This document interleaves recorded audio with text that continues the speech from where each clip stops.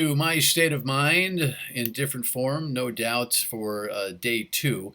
If you're just tuning in to this feature, it is hardly a replacement for our half-hour nightly television show at 7:30 on MyRI TV and Fox Providence at midnight.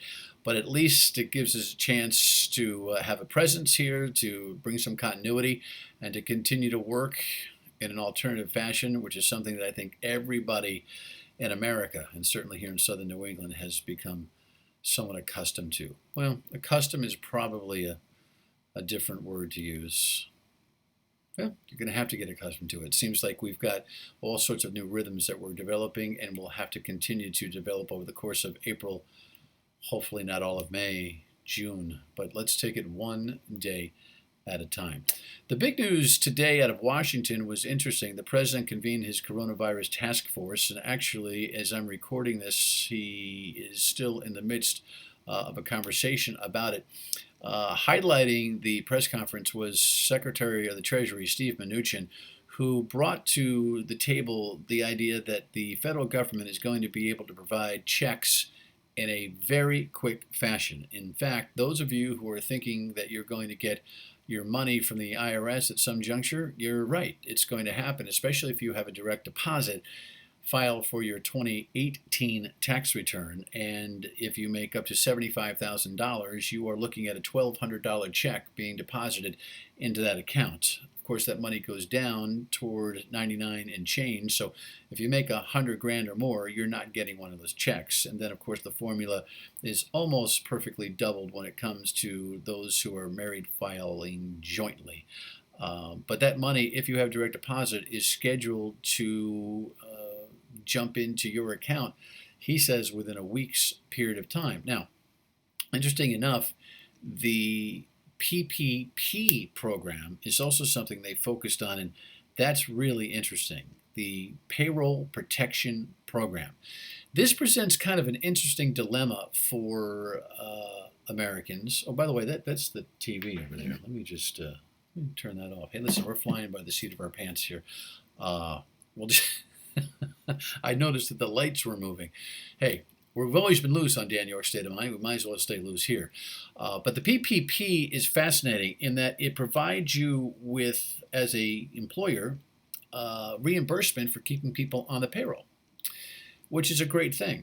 So if you abide by the specifications, which reportedly over a couple of months commitment, your loan from the Treasury, facilitated by the Small Business Administration, will be forgiven and turn into a grant. Now, that's fascinating and good news for a lot of businesses, but there are other businesses that are going to think, especially retail and restaurant, they're going to think, what's the best thing to do? Keep people employed for a business that has nobody coming into it, or which has been decreased by online or takeout, depending on what kind of retail or restaurant you are, right? Do you really need those people? Because the market isn't there, because the market's staying at home.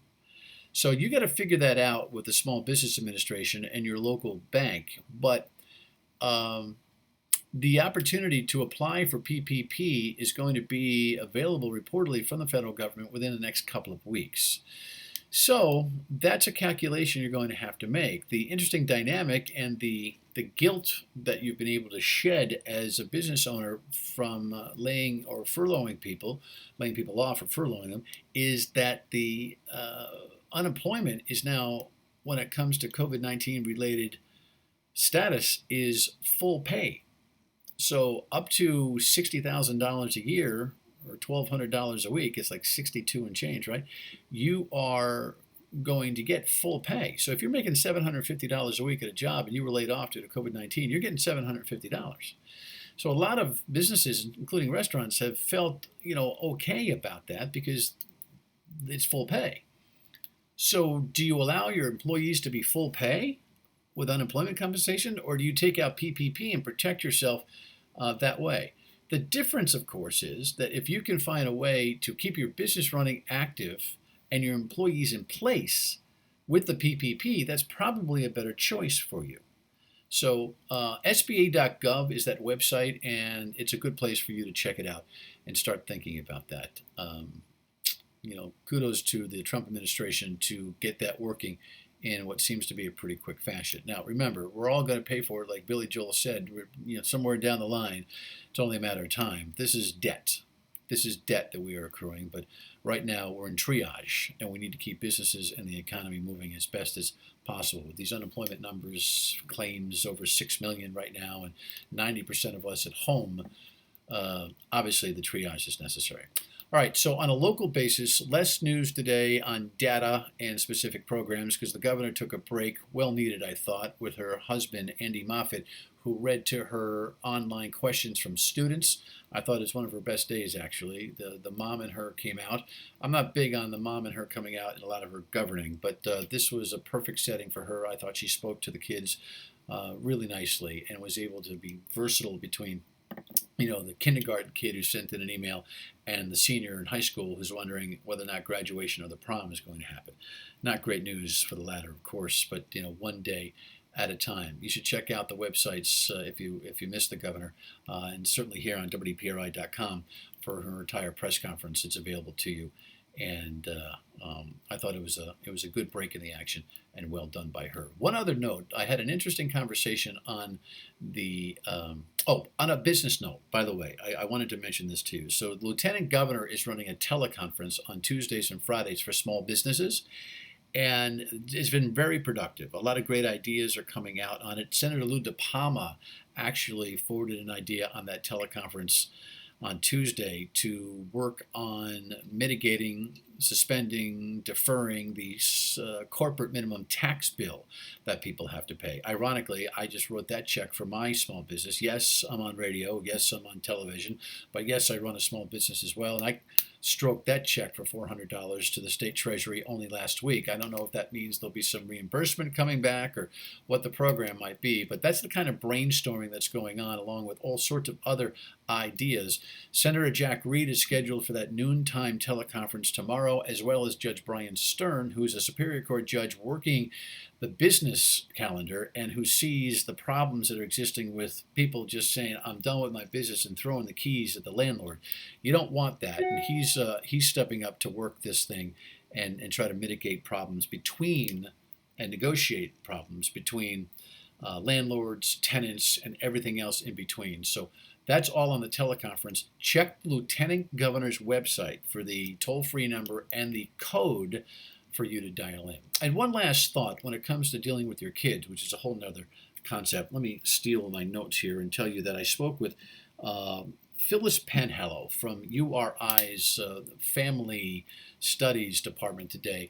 And she gave two pieces of advice amongst many that I thought were really interesting. One, when you're dealing with children 7 years of age and under, rather than tell them what's happening and feed them with all sorts of information and potential worry, ask them what they know about the situation. Because all they really want to know, or all they want to confirmed, or all they want to think about is that which they're thinking about. So rather than flooding them with ideas and thoughts and worries and concerns, just ask them how they're doing, what they know, and what they want to know. That will hone it down for you for the kids 7 and under. And the other thing she talked about was the difference between a schedule and, a little bit of rhythm, in your life. A schedule is, all right, kids, get up. Breakfast is at 7:30. 8 o'clock, you're going to be ready for school online. At 9:30, you'll take a break. You might get 15 minutes to run the backyard, then get back and start cracking the books. Rhythm and having some that's schedule. Rhythm and having some order and some flow is different. You can do all those things, but putting strict timelines on it may put a little bit too much pressure on the kids and you, who have to kind of regulate the schedule. So, skip the schedule and talk about a kind of a new rhythm and a new process in your home. Alrighty, listen, we are here each weeknight now on WPRI.com with some of my thoughts. It is no substitute for the program per se, but we're doing everything we can to keep in touch with you. So smile, wash your hands, try not to touch your face, and we'll talk to you tomorrow. Thanks. Good night.